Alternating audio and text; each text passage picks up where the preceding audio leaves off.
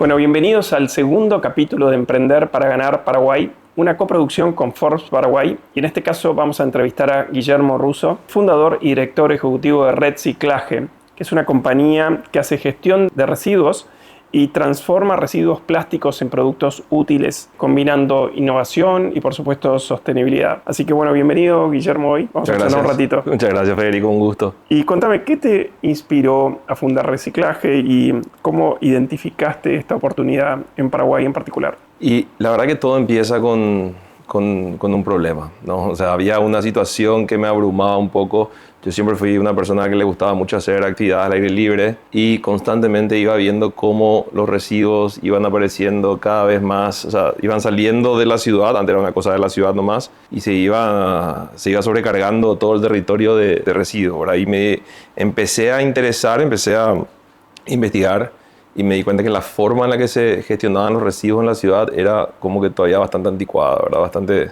Estaba para el olvido.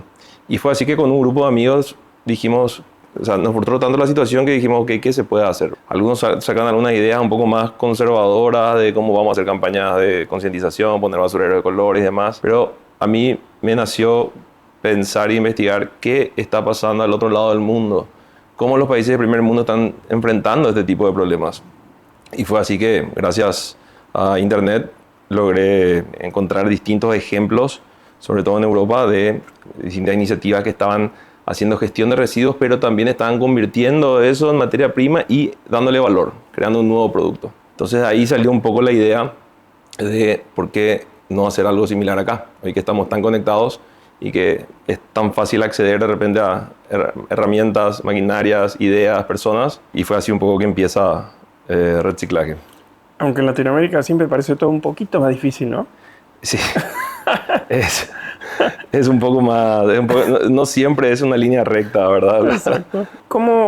¿Qué pasó en la pandemia que a todos nos desafió mucho en el negocio y tuvimos que tener como mucha agilidad para cambiar, tomar decisiones, y vos pasaste a producir protectores faciales de plástico reciclado, ¿no? Súper innovador, me parece. ¿Cómo fue esa transición? Y fue básicamente después de, o sea, lo que pasó desde el momento que empezamos con el proyecto. Esto fue un proyecto entre amigos que no estaba todavía proyectado a ser una empresa. De ese momento a la pandemia pasaron dos cosas muy importantes. Una fue que habíamos participado en una feria de gente que hacía cosas con tecnología, ¿verdad? Una feria de makers. Y tuvimos mucha atención del público. La gente venía y quería ver cómo se trituraba el plástico, en qué se podía convertir y todo lo que pasaba alrededor del reciclaje. De ahí nos invitaron a participar en un concurso de innovación, que era el más grande hasta el momento en el país, y ganamos el concurso un mes después.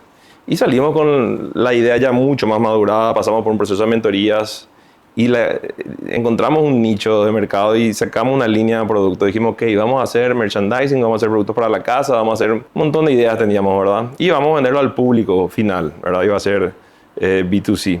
¿Qué pasó? Íbamos a lanzarlo en marzo y en marzo pasó lo que pasó. Entonces nos encerramos todos, nos quedamos con todas las máquinas, la materia prima y demás. Y lo que pasó fue que después de 2 semanas yo me sentía, y creo que igual todos nos sentimos raros, era la primera vez en nuestras vidas que nos encerrábamos por tanto tiempo. Y yo dije, bueno, algo tenemos que hacer. Sí, hay que hacer algo. Claro, algo tenemos que hacer. Aparte que también sentía como una especie de responsabilidad porque era un momento de crisis sanitaria, nosotros éramos gente joven, estábamos sanos y de alguna forma queríamos ayudar también. Y dijimos, ok, nadie te va a comprar merchandising ahora mismo, pero tenemos las máquinas, tenemos materia prima y tenemos el tiempo de muchísima gente. Todo el mundo estaba libre, todo el mundo tenía tiempo, por fin. Y fue así que nos juntamos con un grupo de amigos y dijimos, ¿qué podemos hacer que pueda cumplir una necesidad en este contexto, que se pueda vender, pero que también pueda ayudar? Y de ahí nos dimos cuenta que había muy pocos productos de protección personal. Y fue así que dijimos, ok, pivotemos esta idea de primaria y diseñemos algo que podamos vender en esta situación, en este nuevo contexto. Y eso fue, sin querer, como se dice acá, lo que terminó otra vez impulsándonos al siguiente nivel. Qué bueno, espectacular. Sí. La pandemia trajo muchas de esas cosas. Al principio fue un sufrimiento importante y después sí supiste cómo pegar el salto. Era un momento donde dijimos, ok, fue un lindo viaje, duró 4 meses, o no sé, pivotabas y te Claro. salía algo nuevo. Exactamente. Bueno, hablando un poquito de lo que hablábamos recién de Latinoamérica, Paraguay es un país en donde la cultura de reciclaje todavía está en desarrollo, como la mayoría de los países de Latinoamérica en realidad. ¿Cuáles fueron los mayores desafíos que sentiste vos hasta ahora para implementar el modelo de negocio, ¿no? Y enfrentando esos desafíos, ¿qué te motiva a seguir adelante todos los días? En cuanto al reciclaje en sí, el mayor desafío debe ser que todavía es todo muy informal. Toda la cadena es como que muy informal. Uno va a pensar que quizás lo más difícil va a ser convencerle o venderle la idea a la gente o a las empresas de que necesita darle una mejor gestión a sus residuos. Esa era la hipótesis de todos, ¿verdad? Sí. Pero sin embargo nos dimos cuenta que había un montón de gente que quería hacer algo así. Y aprendimos también que no hay nada más frustrante que querer ayudar y no saber cómo. O querer sumarse a algo y no saber por dónde empezar. Y sentimos que ese era el mercado en ese momento. Todo el mundo ya sabía algo acerca de la gestión de residuos, pero no sabía por dónde empezar. Entonces fue fácil conectar con los primeros clientes, pero sin embargo fue difícil y sigue siendo un poco difícil la gestión de esos residuos después. Los canales para devolver los residuos a las industrias, para darle esa circularidad, ¿verdad?, al residuo. También, así como dijiste, esto es bastante nuevo acá. Nosotros somos la primera empresa de nuestro tipo y hay que asumir también que a uno cuando va a hacer algo por primera vez o va a hacer algo nuevo, le toca un poco abrir camino. Y entonces es solamente algo que hay que respirar. ¿Cuál es el motor? El motor, y yo creo que el motor es materializar esa idea, ¿verdad? Es tipo, si vos ya tuviste la visión de algo pasando, y el motor es eso, las ganas de hacer que pase.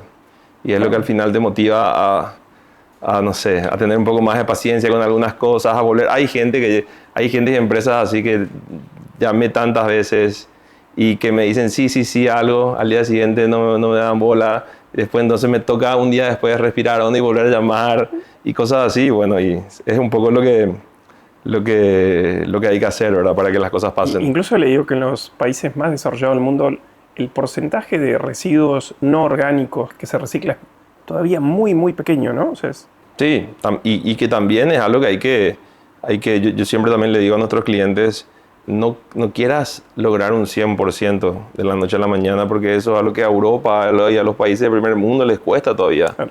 Entonces, si hoy estás en cero, contarle que puedas lograr un 5, un 10, un 15, y para a lo mejor el próximo semestre lograste un 27, un 30. es un montón. Es un montón y Claro. es mucho mejor que cero. Exacto. Hay que ser pacientes con eso, ¿verdad? ¿Y cómo juega la educación en esto? Yo a veces veo a mis hijos que tienen un poco más de conciencia que nosotros, ¿no? En términos de reciclaje, ¿cómo está fomentando esa conciencia en el mercado, en la educación? Los chicos y los adolescentes son nuestros mejores clientes, o sea, aliados, mejor dicho, porque ellos ya vienen con esa idea. Es como algo que no hay que convencerles. No sé si es por el cálculo que son también en el colegio y se da mucho estos temas. Aparte están más expuestos a los mini documentales que uno ve en internet o noticias y demás. Y ellos vuelan en estos temas. La verdad que nosotros hacemos charlas en colegios, universidades, nos invitan a seminarios y demás. Y es increíble cómo siempre las mejores preguntas vienen de los niños o adolescentes. A mí hay niños de, no sé, 7 años que me han preguntado cosas que me dejaron pensando de tan buenas preguntas que hacen. Y aparte el entusiasmo que tienen. Definitivamente este es un tema que les toca muy cerca y que es un tema prioritario también. ¿Y cómo juega la incorporación de la tecnología en esto de reciclar? Y sobre todo en nuestra región, que es como que está todavía muy incipiente el rubro del reciclaje, es un cambio enorme. O sea, hay muchas veces que el éxito del reciclaje empieza con la separación en origen. ¿Qué quiere decir eso? Donde se genera el residuo, ahí hay que separarlo. Porque si lo mezclas todo y eso tiene que ir a una planta, esa separación la mayoría de las veces se hace a mano. Y ese es el primer costo, hace que sea un poco más difícil y caro el reciclar. Entonces, pero ya hay máquinas de visión inteligente, ¿no? Que separan. Claro, pero carísimas. Claro. Sí. Entonces, por un lado eso ayuda mucho y por otro lado todo lo que sea tecnología a la hora de transformar esa materia a otra vez materia prima y de ahí volver a transformar los nuevos productos es un game changer, como se dice. Y la verdad que algo que celebro es que cada vez estamos más cerca de eso. O sea, antes tecnología que era solamente podían acceder a las megas industrias, hoy se venden en Amazon. Pero existe en Latinoamérica, o sea, tecnologías avanzadas que esto de visión, digamos, de automatización. Existe en las industrias grandes, pero también, por ejemplo, uno si quiere puede comprarse un láser para poder identificar plásticos. Y está al alcance. Está al alcance, sí. O sea, es algo que antes no sabías ni por dónde empezar a buscar. Hoy en día, bueno, tiene un costo, pero por lo menos sabes que está online. Claro. Yo me acabo de comprar ahora una máquina la semana pasada para hacer nuestras propias matrices. Y eso era algo impensable o carísimo. Y por suerte hoy en día hay tanto mercado y tanta variedad que la compré, me llegó en 7 días. Qué bueno. Y la estamos terminando de armar. Y Guillermo, como CEO de una compañía y más de este tipo, ¿no? Que innovadora, en un mercado difícil, de medio de frontera en términos de innovación, ¿cómo te sentís o en qué situaciones te has sentido vos como CEO en decisiones complicadas que te han hecho hasta incluso cuestionar el propósito de lo que estabas haciendo, si tenía sentido lo que estabas haciendo? Contame un poco de eso. Yo separo eso un poco en lo que son los desafíos de cualquier sea el problema que uno intenta resolver o su modelo de negocio, o desafíos técnicos, y después está también el tema de las relaciones humanas, que creo que también es un tema muy importante. Uno piensa que, no sé, llevar adelante una empresa es solamente hacer productos, vender, mover, traer, buscar, pero hay que acordarse que estamos lidiando constantemente con personas que trabajan para nosotros, de repente gente que es nuestro cliente, que es nuestro proveedor, y creo que no sé si todos tienen en cuenta de repente que hay que tener mucha inteligencia emocional a la hora de liderar un proyecto. Entonces, eso definitivamente fue un aprendizaje. Tuvo sus frustraciones en su momento. A veces uno se siente también muy solo, pero yo creo que se equilibró un poco entre lo que eran las cuestiones humanas y también los desafíos mismos de hacer lo que estamos haciendo. Como somos los primeros en este camino, nos toca también resolver muchas cosas solos, muchas horas de investigación. Hay veces que no sabes a quién preguntarle o no sabes a dónde mirar, cómo se hace o cuál es el precio que debería cobrar por esto. Entonces se vuelve de repente medio difícil, porque si yo quiero abrir una pizzería hoy, tengo un mercado y un mundo de donde sacar información. Sin embargo, querés transformar, no sé, tapas de botellas de gaseosa en un banco de plaza y hubo ese momento en donde te cuestionaste, dijiste, ¿por qué me metí en esto? Sí. Y creo que, no sé si deja de haber, tipo, no sé si deja de pasar. Claro. Yo creo que pasa constantemente. Cada vez, obviamente, que a medida que uno va avanzando, logrando sobrepasar ese momento, se vuelve también más fuerte y más convencido de lo que está haciendo, pero definitivamente eso pasa y creo que es algo que también hay que saber de que va a pasar, y ahí importa mucho la visión que uno tenga, el compromiso con el proyecto, y es por eso que lo seguimos haciendo, ¿verdad? O sea, si yo me pongo a pensar en todas las oportunidades que tuve o que quise, no sé, golpear la mesa o rendirme, aprendí a descansar. O sea, las veces que me vi en esa situación, entendí que rendirse no es una opción, sino que hay veces que uno necesita tomarse un tiempo. ¿Me pasa la fórmula después de eso? Hay que tomarse un tiempo, hay que tomarse, no sé, a veces, ¿sabes qué me sirve mucho? Organizo yo un fin de semana de irme al campo o hacer alguna actividad con amigos, algo que me recargue de energías para poder volver a encarar el lunes con otra perspectiva. ¿Cómo te imaginas tus próximos 5 años? Próximos 5 años, yo creo que se vienen cosas muy lindas para reciclaje y para todo el ecosistema de gente y empresas que están haciendo ya cosas con una visión más de desarrollo sostenible, ¿verdad? O sea, yo siempre digo, esto no es una moda, no es algo que es pasajero, es algo que vino para quedarse y se convierte en una nueva forma de hacer las cosas y una nueva forma de vivir. Entonces, creo que eso nos abre una puerta importante, interesante a todos los que están apuntando a este mundo, y venimos con nuevos servicios, nuevos productos. Me gustaría también expandir reciclaje a otras ciudades e ir buscando nuevas oportunidades de alianza también. Bueno, seguramente hay un chico en la escuela que está terminando hoy y te escucha y se entusiasma y dice, quiero hacer algo parecido a lo que hizo Guillermo. ¿Qué le aconsejarías? Bueno, primero que nada, que aprovechen el tiempo desde que uno termina el colegio hasta te diría los 30, ¿verdad? Que es un momento para aprender, para probar, para equivocarse, que aproveche también toda la información y todas las herramientas que hay en internet, que pueda armar un buen equipo, que planifique. Yo sé que a veces queremos ser muy impulsivos, pero es muy importante también planificar, y que si de verdad es algo que quiere ver pasar, que lo haga. Y sobre todo, yo tengo una frase que siempre me acompaña y que me ayuda muchísimo, que es: primero hay que hacer, después hay que hacerlo bien y después hay que hacerlo mejor. Exacto. Es muy importante empezar con chicos. No hace falta tener, no sé, la máquina de China para poder empezar. Nosotros empezamos a construir la primera máquina en el taller mecánico de un amigo y empezó a funcionar sobre 2 tacos de madera y empezó a triturar plástico. Y esa fue la validación que necesitamos para decir, ok, esto es posible, podemos mejorar esto y hacerlo más eficiente y demás.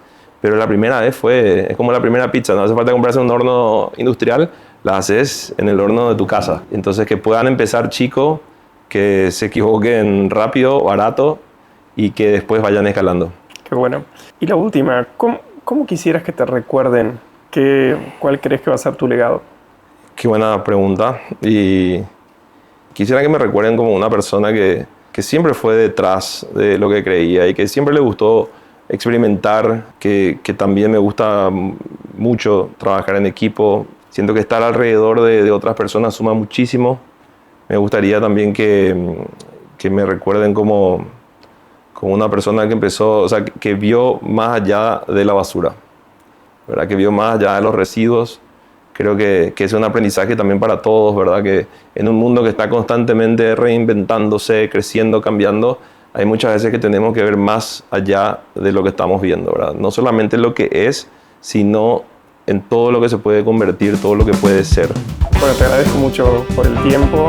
Muchas gracias a todos por habernos acompañado en el segundo capítulo de Emprender para Ganar Paraguay, una coproducción con Forbes Paraguay. Bueno, muchas gracias, Guillermo, por acompañarnos. Gracias a ustedes por la invitación. Gracias.